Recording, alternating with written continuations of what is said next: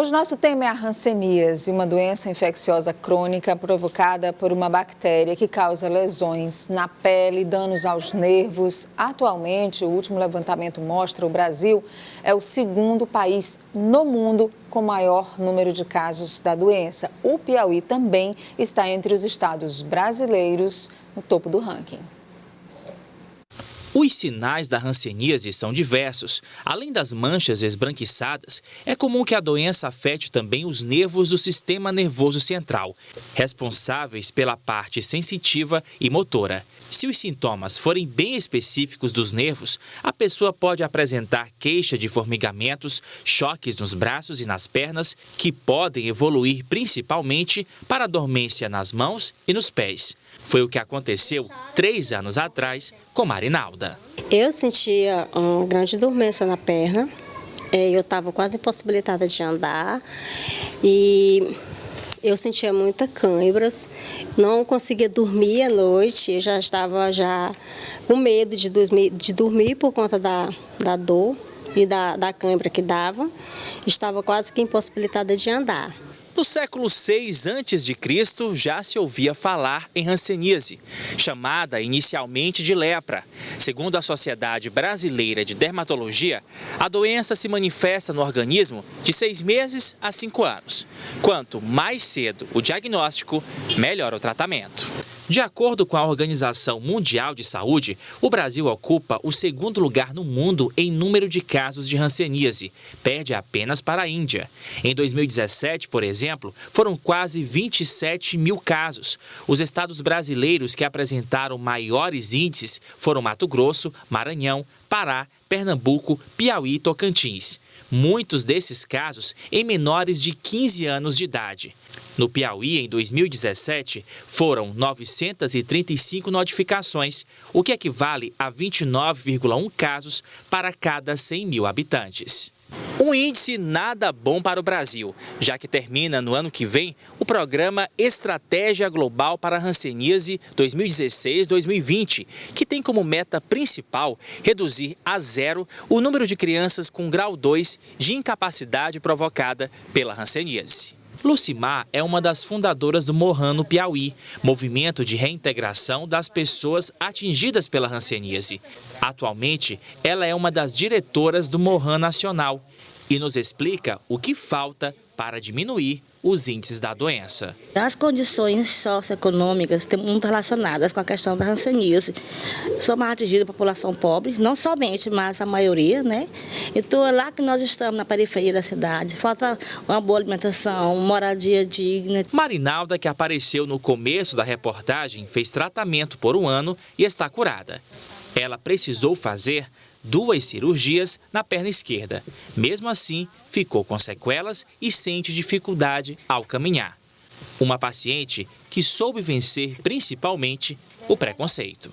O importante para mim era a minha recuperação e procurar, porque no meu caso essa hanseníase que eu tenho não transmite para ninguém. Mas mesmo assim as pessoas sabendo disso, eles se afastam um pouco da gente.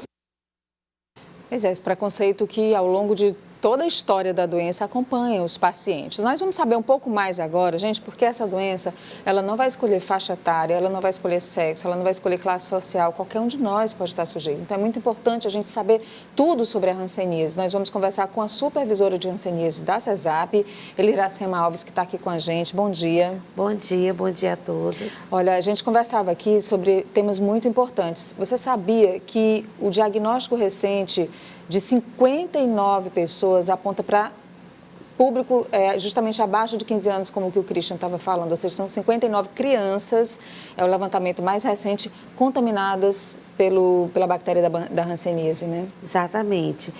No ano de 2018, a gente registrou, porque o ano de 2018 para nós encerrou agora em março de 2019. Foram registrados 1.009 casos novos. Desses 1.009, 59 são crianças, são menores de 15 anos. E isso indica que tem adultos que estão doentes e não estão tratando. Demonstra a atividade da doença. Uhum. Então, uma criança de 4 anos de idade com hanseníase, algumas até com garras já instaladas. O que são as garras? A garra são as deformidades nas mãos e nos pés, que são causadas quando o diagnóstico é tardio.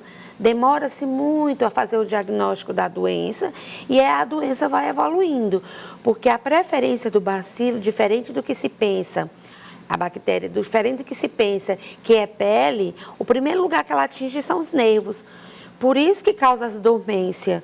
Ela destrói o nervo da pessoa e não é todos os nervos do corpo, mas ela tem a preferência por nervos que passam nos braços e nas pernas e na face. E o tratamento?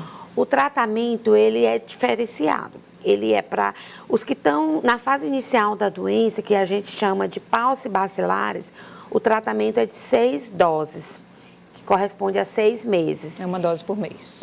Uma dose supervisionada mensal e 28 doses diárias. São antibióticos. São antibióticos para matar a bactéria. E o outro, que já é uma fase mais adiantada da doença, que a gente chama multibacilares, porque tem muitos bacilos, o tratamento deve ser feito 12 meses. Após o término da medicação, é considerado curado o paciente.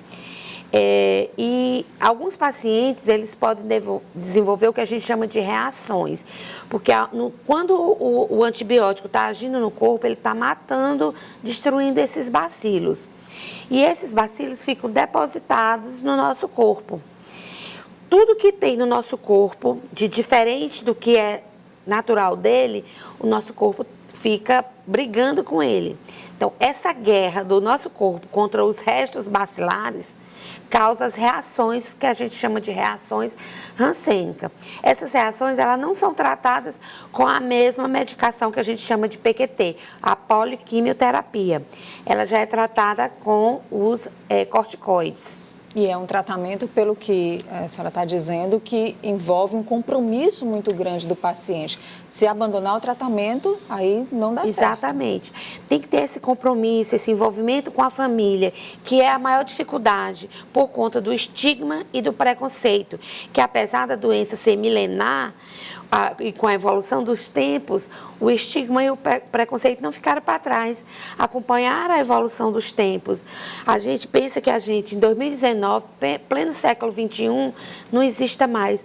Mas cada dia que passa, a gente vê que esse preconceito está mais enraizado nas pessoas. Olha, a gente tem 1.009 casos novos. 1.009 novos casos registrados da hanseníase, sem falar das subnotificações, né? Porque a gente sabe que muitos desses casos acabam não chegando às estatísticas da Secretaria de Saúde. Muitas pessoas acabam não fazendo o tratamento e alguns, infelizmente, até levam para a fatalidade. Esse tratamento, ele é dispensado gratuitamente para a população? Em toda a rede pública do estado do Piauí e do Brasil. Mas no nosso estado do Piauí, a medicação é dispensada em toda a rede pública, gratuitamente, não tem dificuldade nenhuma. E o que a gente pede é isso, que as pessoas, ao descobrir que tem algum desses sintomas, que procure o serviço de saúde, porque quanto antes a gente diagnosticar, mais cedo a pessoa vai tratar e vai se curar, sem sequelas. É isso aí, gente. É o nosso recado hoje sobre a hanseníase, trazendo esses números para você e também essa preocupação de acompanhar direitinho o tratamento. E antes de tudo, claro, identificar a doença, fazer o diagnóstico correto e começar o tratamento, inclusive dessas crianças, né, que já descobrem muitas em fase avançada. Nós conversamos aqui com a supervisora de hanseníase da CESAP, Iracema Alves. Muito obrigada pela entrevista. Obrigada e bom dia. E boa sorte lá com os pacientes.